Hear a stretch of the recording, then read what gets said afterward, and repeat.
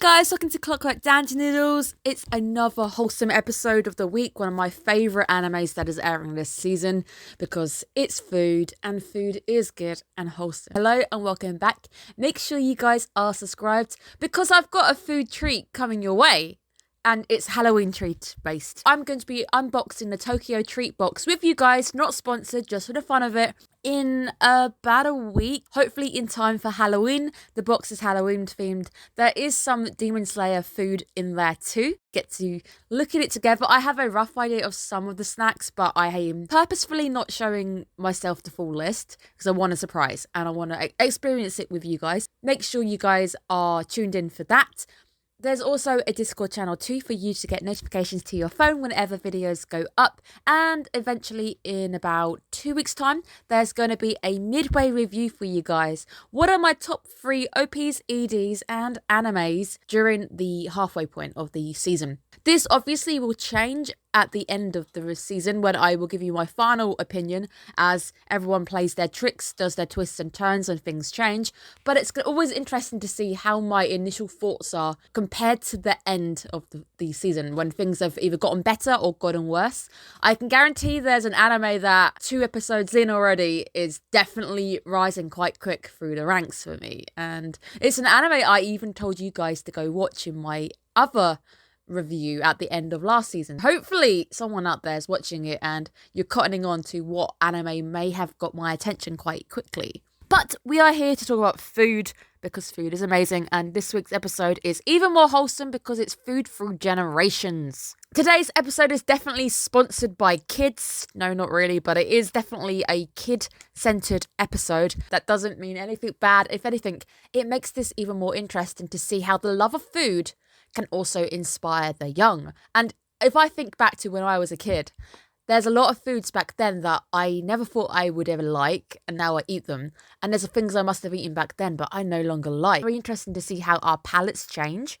The kids end up discovering the castle's secret. The castle's secret is actually another season 1 character called Victoria. If you remember Victoria, I adored Victoria because her art style is gorgeous. I love her to pieces, and me and her share a very fond, strong love of sweets, and I do actually have sweets on the bed right now, so I'm doing very, very well. They are also very, very lucky kids when they discover the pudding, and it's actually not a real potion. Very, very lucky that wasn't poison because those kids just wiped themselves out, and I think they're in line for the thrones. Maybe someone needs to teach these guys a little bit of just restraint, especially if you're in a palace.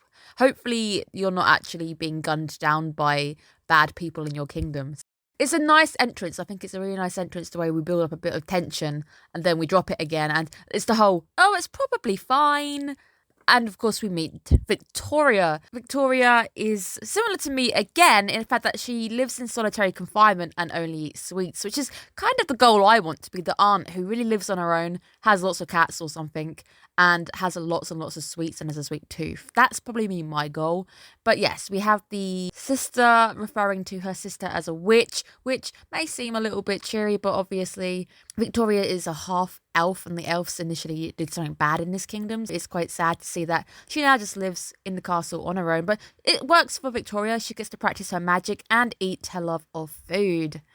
She really is one of my favourite characters from season 1. I love the design for her. It's great. The elf, the ears, the hairstyle, the colour as well. The colour green on her really, really works. But it is perhaps the best magic on the planet when you are suddenly transported to a restaurant. And of course, some restaurants, if they play their cards right and you're eating a foreign food, they might have the magic of actually transporting you via your sensations to another country, and hopefully we've all had that experience at some point. It's a very fun notion that as well that the kids want to start with the pudding, because this is exactly what Victoria generally does. She just comes in and generally orders puddings.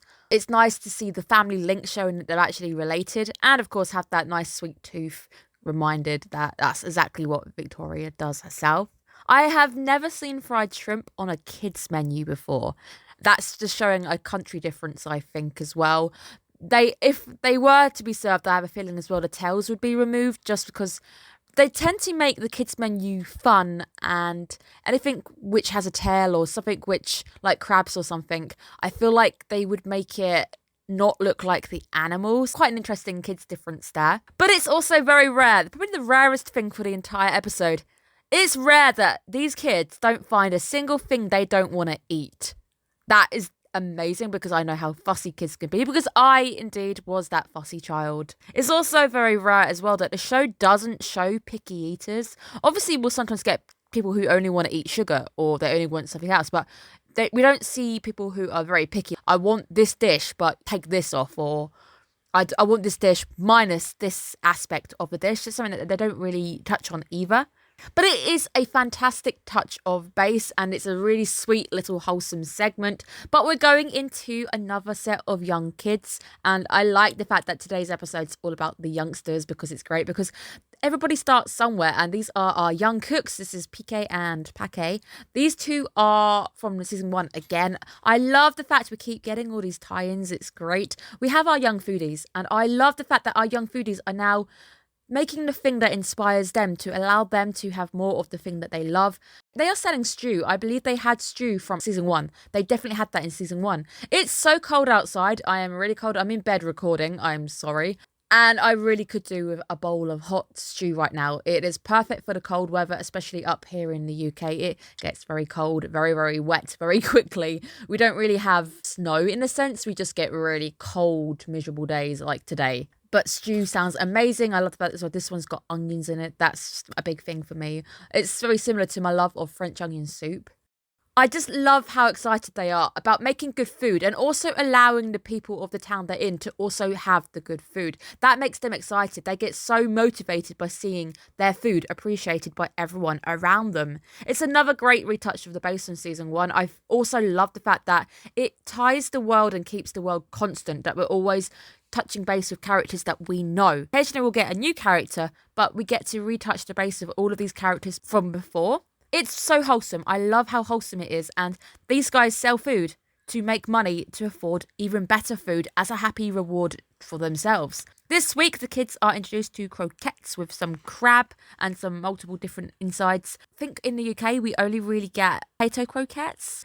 This one looks amazing, but I don't think I've ever seen similar insides elsewhere in the country, but I haven't really gone hunting for croquettes, but these ones look amazing, even though I don't really like crab.